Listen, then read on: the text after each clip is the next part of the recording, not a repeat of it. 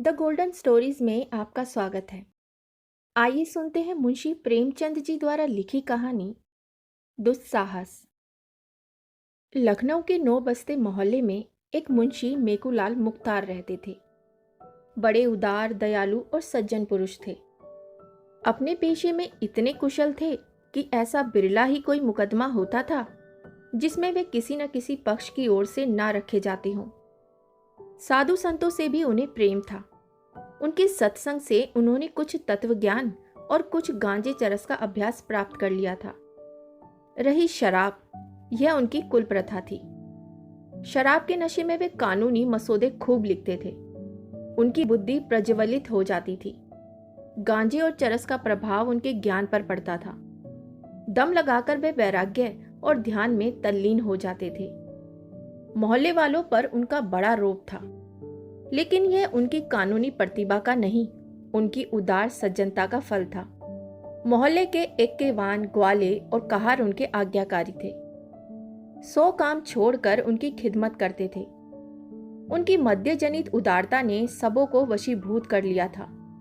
वे नित्य कचहरी से आते ही अलगू कहार के सामने 2 रुपए फेंक देते थे। कुछ कहने सुनने की जरूरत ना थी। अलगू इसका आशय समझता था। शाम को शराब की एक बोतल और कुछ गांजा तथा चरस मुंशी जी के सामने आ जाता था। बस महफिल जम जाती, यार लोग आ पहुंचते। एक और मुवक्किलों की कतार बैठती, दूसरी ओर सहवासियों की। वैराग्य की और ज्ञान की चर्चा होने लगती। बीच बीच में मुवक्किलों से भी मुकदमे की 2-1 बातें कर लेते। 10 बजे रात को वे सभा विसर्जित होती थी। मुंशी जी अपने पेशे और ज्ञान चर्चा के सिवा और कोई दर्द सिर मोल न लेते थे। देश के किसी आंदोलन, किसी सभा, किसी सामाजिक सुधार से उनका संबंध न था। इस विषय में वे सच्चे विरक्त थे। बंग भंग हुआ, नरम गरम दल बने, राजनीतिक सुधारों का आविर्भाव हुआ। स्वराज्य की आकांक्षा ने जन्म लिया। आत्मरक्षा की आवाजें देश में गूंजने लगी, किंतु मुंशी जी की अविरल शांति में जरा भी विघ्न न पड़ा। अदालत और शराब के सिवाय वे संसार की सभी चीजों को माया समझते थे। सभी से उदासीन रहते थे। चिराग जल चुके थे। मुंशी मेकूलाल की सभा जम गई थी। उपासक गण जमा हो गए थे। अभी तक मदिरा देवी प्रकट न हुई थी। अलगू बाजार से ना लौटा था। सब लोग बार बार उत्सुक नेत्रों से ताक रहे थे। एक आदमी बरामदे में प्रतीक्षा स्वरूप खड़ा था। 2-3 सज्जन टोह लेने के लिए सड़क पर खड़े थे, लेकिन अलगू आता नजर ना आता था। आज जीवन में पहला अवसर था कि मुंशी जी को इतना इंतजार खींचना पड़ा। उन प्रतीक्षाजनक उद्विग्नता ने गहरी समाधि का रूप धारण कर लिया था। ना कुछ बोलते थे, ना किसी की ओर देखते थे। समस्त शक्तियां प्रतीक्षा बिंदु पर केंद्रीभूत हो गईं। अकस्मात सूचना मिली कि अलगू आ रहा है। मुंशी जी जाग पड़े। सहवासी गण खिल गए। आसन बदलकर संभल बैठे। उनकी आंखें अनुरक्त हो गईं। आशा में विलंब आनंद को और बढ़ा देता है। एक क्षण में अलगू आकर सामने खड़ा हो गया। मुंशी जी ने उसे डांटा नहीं। यह पहला अपराध था। इसका कुछ ना कुछ कारण अवश्य होगा। दबे हुए पर उत्कंठा युक्त नेत्रों से अलगू के हाथ की ओर देखा। बोतल ना थी। विस्मय हुआ, विश्वास ना आया। फिर गौर से देखा, बोतल ना थी। यह अप्राकृतिक घटना थी, पर इस पर उन्हें क्रोध ना आया। नम्रता के साथ पूछा, बोतल कहाँ है? अलगू, आज नहीं मिली। मेकूलाल, यह क्यों? अलगू, दुकान के दोनों नाके रोके हुए स्वराज्य वाले खड़े हैं, किसी को उधर जाने ही नहीं देते। अब मुंशी जी को क्रोध आया, अलगू पर नहीं, स्वराज्य वालों पर। उन्हें मेरी शराब बंद करने का क्या अधिकार है? तर्क भाव से बोले, तुमने मेरा नाम नहीं लिया? अलगू, बहुत कहा, लेकिन वहां कौन किसी की सुनता था। सभी लोग लौट आते थे, मैं भी लौट आया। मुंशी, चरस लाए? अलगू, वहां भी यही हाल था। मुंशी, तुम मेरे नौकर हो, या स्वराज्य वालों के? अलगू, मुंह में कालिक लगवाने के लिए थोड़े ही नौकर हूं। मुंशी, तो क्या वहां बदमाश लोग मुंह में कालिक भी लगा रहे हैं? अलगू, देखा तो नहीं, लेकिन सब यही कहते थे। मुंशी, अच्छी बात है, मैं खुद जाता हूं, देखूं किसकी मजाल है जो रोके। एक एक को लाल घर दिखा दूंगा। ये सरकार का राज है, कोई बदमिली नहीं है। वहां कोई पुलिस का सिपाही नहीं था? अलगू, थानेदार साहब आप ही खड़े सबसे कहते थे, जिसका जी चाहे जाए शराब ले या पिए, लेकिन लौट आते थे। उनकी कोई ना सुनता था। मुंशी, थानेदार मेरा दोस्त है। चलो जी ईदू, चलते हो? रामबली, बेचैन, जिनगू, सब चलो। एक एक बोतल ले लो, देखो कौन रोकता है। कल ही तो मजा चखा दूंगा। मुंशी जी अपने चारों साथियों के साथ शराब खाने की गली के सामने पहुंचे तो वहां बहुत भीड़ थी।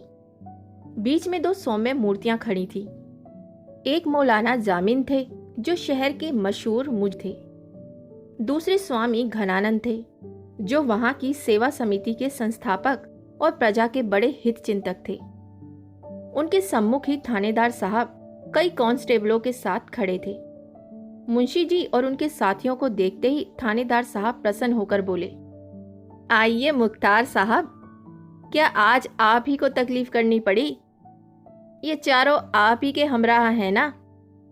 मुंशी जी बोले, जी हाँ, पहले आदमी भेजा, वह नाकाम वापस आया। सुना आज यहाँ हड़बोंग मची है। स्वराज्य वाले किसी को अंदर जाने ही नहीं देते। थानेदार, जी नहीं, यहाँ किसकी मजाल है जो किसी के काम में हाजिर हो सके। आप शौक से जाइए, कोई चूं तक नहीं कर सकता। आखिर मैं यहाँ किस लिए हूँ? मुंशी जी ने गौरव उन्मत्त दृष्टि से अपने साथियों को देखा और गली में घुसे कि इतने में मौलाना जामिन ने ईदू से बड़ी नम्रता से कहा, दोस्त, यह तो तुम्हारी नमाज का वक्त है, यहाँ कैसे आए? क्या इसी दीनदारी के बल पर खिलाफत का मसला हल करेंगे? ईदू के पैरों में जैसे लोहे की बेड़ी पड़ गई। लज्जित भाव से खड़ा भूमि की ओर ताकने लगा। आगे कदम रखने का साहस ना हुआ। स्वामी घनानंद ने मुंशी जी और उनके बाकी तीनों साथियों से कहा, बच्चा, ये पंचामृत लेते जाओ, तुम्हारा कल्याण हो। झिनकू, रामबली और बेचैन ने अनिवार्य भाव से हाथ फैला दिए और स्वामी जी से पंचामृत लेकर पी गए। मुंशी जी ने कहा, इसे आप खुद ही पी जाइए, मुझे जरूरत नहीं। स्वामी जी उनके सामने हाथ जोड़कर खड़े हो गए और विनोद भाव से बोले, इस भिक्षुक पर आज दया कीजिए, उधर ना जाइए। लेकिन मुंशी जी ने उनका हाथ पकड़कर सामने से हटा दिया और गली में दाखिल हो गए। उनके तीनों साथी स्वामी जी के पीछे सिर झुकाए खड़े रहे। मुंशी, रामबली, छिनकू, आते क्यों नहीं? किसकी ताकत है कि हमें रोक सके? झिनकू, अरे भाई, तुम ही काय नहीं लौट आवत हो, साधु संतन की बात माने का होत है। मुंशी, तो इसी हौसले पर घर से निकले थे? रामबली, निकले थे कि कोई जबरदस्ती रोकेगा तो उससे समझेंगे, साधु संतों से लड़ाई करने थोड़े ही चले थे। मुंशी, सच कहा है, गवार भेड़ होते हैं। बेचन, आप शेर हो जाएं, हम भेड़ ही बने रहेंगे। मुंशी जी अकड़ते हुए शराब खाने में दाखिल हुए। दुकान पर उदासी छाई हुई थी। कलवार अपनी गद्दी पर बैठा ऊँग रहा था। मुंशी जी की आहट पाकर चौंक पड़ा। उन्हें तीव्र दृष्टि से देखा, मानो यह कोई विचित्र जीव है। बोतल भर दी और ऊँघने लगा। मुंशी जी गली के द्वार पर आए तो अपने साथियों को ना पाया। बहुत से आदमियों ने उन्हें चारों ओर से घेर लिया और निंदा सूचक बोलियां बोलने लगे। एक ने कहा, दिलावर हो तो ऐसा हो। दूसरा बोला, मर्दों के सामने लज्जा नहीं आ सकती। तीसरा बोला, है कोई पुराना पियक्कड़, पक्का लतियल। इतने में थानेदार साहब ने आकर भीड़ हटा दी। मुंशी जी ने उन्हें धन्यवाद दिया और चले। एक कांस्टेबल भी रक्षार्थ उनके साथ चला। मुंशी जी के चारों मित्रों ने बोतलें फेंक दी और आपस में बातें करते हुए चले। एक बेर हमारा इक्का बेगार में पकड़ जात रहे तो यही स्वामी जी चपरासी से कह सुन के छुड़ाए देने रहा। रामबली, पिछले साल जब हमारे घर में आग लगी थी तब भी तो यही सेवा समिति वालों को लेकर पहुंच गए थे, नहीं तो घर में एक सूत ना बचता। बेचन, मुख्तार अपने सामने किसी को गिनते ही नहीं। आदमी कोई बुरा काम करता है तो छिप के करता है, यह नहीं कि बेहयाई पर कमर बांध ले। झिनकू, भाई पीठ पीछे कोऊ की बुराई ना करे चाही, और जौन कुछ होए पर आदमी बड़ा अकबाली हो। उतने आदमियन के बीच मां कैसा घुसत चला गवा। रामबली, यह कोई अकबाल नहीं है। थानेदार ना होता तो आटे दाल का भाव मालूम हो जाता। बेचन, मुझे तो कोई 50 रुपए देता तो भी गली में पैर ना रखता, शर्म से सिर ही नहीं उठता था। ईदू, इनके साथ जाकर आज बड़ी मुसीबत में फंस गया। मौलाना जहां देखेंगे वहां आड़े हाथों लेंगे। दीन के खिलाफ ऐसा काम क्यों करें कि शर्मिंदा होना पड़े। मैं तो आज मारे शर्म के गड़ गया। आज तौबा करता हूं, अब इसकी तरफ आंख उठाकर भी ना देखूंगा। रामबली, शराबियों की तौबा कच्चे धागे से मजबूत नहीं होती। ईदू, अगर फिर कभी मुझे पीता देखना तो मुंह में कालिक लगा देना। बेचन, अच्छा तो इसी बात पर आज से मैं इसे छोड़ता हूं। अब पीऊं तो गौ रक्त बराबर। झिनकू, तो हम ही सबसे पापी हन। फिर कबू जो हमका पियत देखियो बैठाए के 50 जूता लगाइयो। रामबली, अरे जा, अभी मुंशी जी बुलाएंगे तो कुत्ते की तरह दौड़ते हुए जाओगे। झिनकू, मुंशी जी के साथ बैठे देखियो तो 100 जूता लगाइयो। जिनकी बात में फर्क है उनके बाप में फर्क है। रामबली, तो भाई मैं भी कसम खाता हूं कि आज से गांठ के पैसे निकालकर ना पीऊंगा। हाँ, मुफ्त की पीने में इनकार नहीं। बेचन, गांठ के पैसे तुमने कभी खर्च किए हैं? इतने में मुंशी मेकूलाल लपके हुए आते दिखाई दिए। यद्यपि वे बाजी मार आए थे, मुख पर विजय गर्व की जगह खिसियानापन छाया हुआ था। किसी अव्यक्त कारणवश वह इस विजय का हार्दिक आनंद ना उठा सकते थे। हृदय के किसी कोने में छिपी हुई लज्जा उन्हें चुटकियां ले रही थी। वे स्वयं अज्ञात थे, पर उस दुस्साहस का खेद उन्हें व्यथित कर रहा था। रामबली ने कहा, आइए मुख्तार साहब, बड़ी देर लगाई। मुंशी, तुम सब के सब गवादी ही निकले, एक साधु के चकमे में आ गए। रामबली, इन लोगों ने तो आज से शराब ना पीने की कसम खा ली है। मुंशी, ऐसा तो मैंने मर्द ही नहीं देखा जो एक बार इसके चंगुल में फंस कर निकल जाए। मुंह से बकना दूसरी बात है। ईदू, जिंदगी रही तो देख लीजिएगा। झिनकू, दाना पानी तो कोऊ से ना ही छूट सकत है, और बातन का सब मनवा आवे छोड़ देव। बस चोट लग जाए का चाही, नशा खाए बिना को मर नहीं जात है। मुंशी, देखूंगा तुम्हारी बहादुरी भी। बेचन, देखना क्या है, छोड़ देना कोई बड़ी बात नहीं। यही ना होगा कि 2-4 दिन जी सुस्त रहेगा।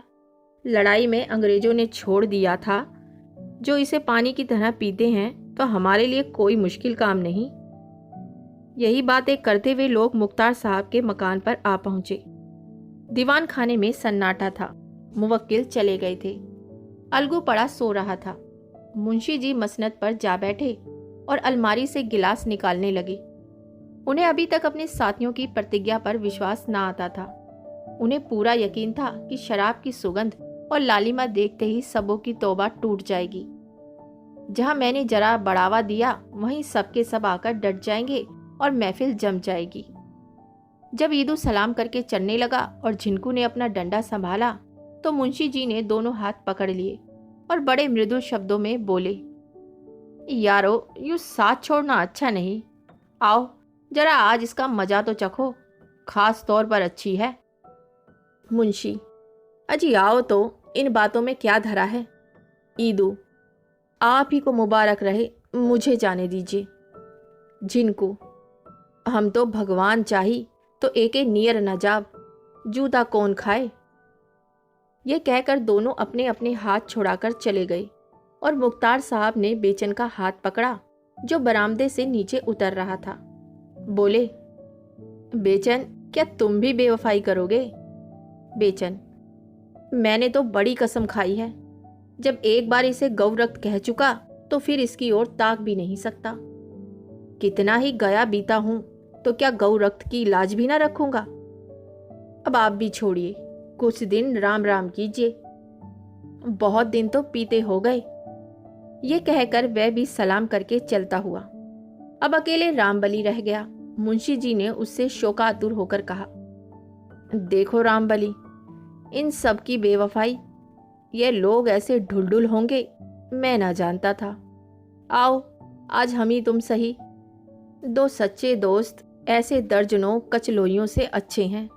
आओ बैठ जाओ। रामबली, मैं तो हाजिर ही हूँ, लेकिन मैंने भी कसम खाई है कि कभी गांठ के पैसे खर्च करके ना पीऊँगा। मुंशी, अजी जब तक मेरे दम में दम है तुम जितना चाहो पियो, गम क्या है। रामबली, लेकिन आप ना रहे तब, ऐसा सज्जन फिर कहाँ पाऊंगा।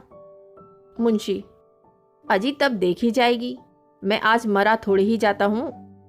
रामबली, जिंदगी का कोई एतबार नहीं, आप मुझसे पहले जरूर ही मरेंगे, तो उस वक्त मुझे कौन रोज पिलाएगा, तब तो छोड़ भी ना सकूंगा। इससे बेहतर यही है कि अभी से फिक्र करूं। मुंशी, यार ऐसी बातें करके दिल छोटा ना करो, आओ बैठ जाओ, एक ही गिलास ले लेना। रामबली, मुख्तार साहब अब ज्यादा मजबूर ना कीजिए, जब ईदू और झिनकू जैसे लतियों ने कसम खा ली, जो औरतों के गहने बेच बेच पी गए और निरे मूर्ख हैं, तो मैं इतना निर्लज नहीं हूं कि इसका गुलाम बना रहूं। स्वामी जी ने मेरा सर्वनाश होने से बचाया है, उनकी आज्ञा मैं किसी तरह नहीं टाल सकता। ये कहकर रामबली भी विदा हो गया।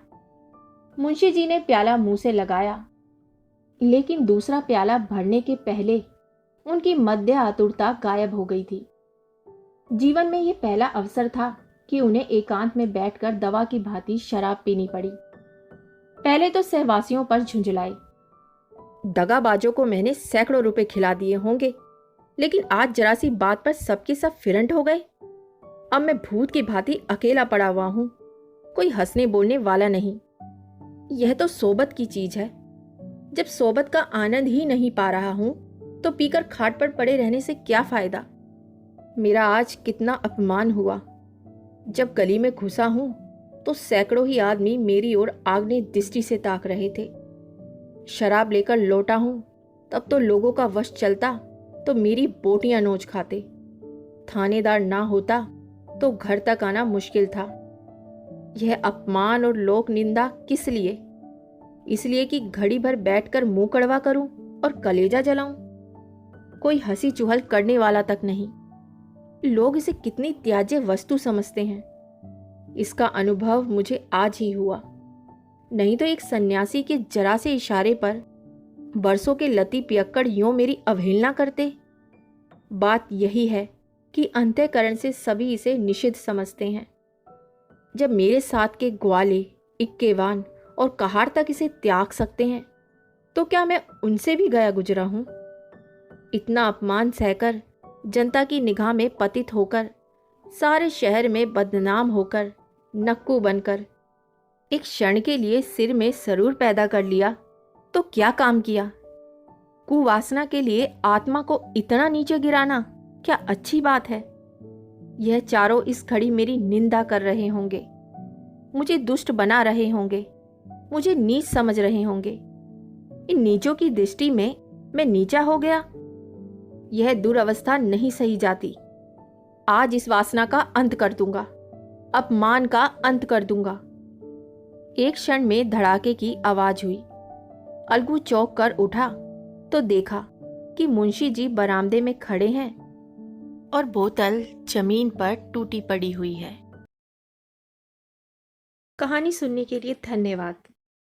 अगर आपको मेरी सुनाई हुई कहानियाँ पसंद आती हैं तो मेरे चैनल को लाइक ज़रूर कीजिएगा और हाँ, सब्सक्राइब भी कीजिएगा और बेल आइकन ज़रूर दबाइएगा, जिससे मेरी आने वाली सभी कहानियों के नोटिफिकेशन आपको समय पर मिल सके। तो इसी के साथ मैं आपसे विदा लेती हूँ और बहुत जल्द मिलती हूँ एक नई कहानी के साथ। तब तक के लिए अलविदा।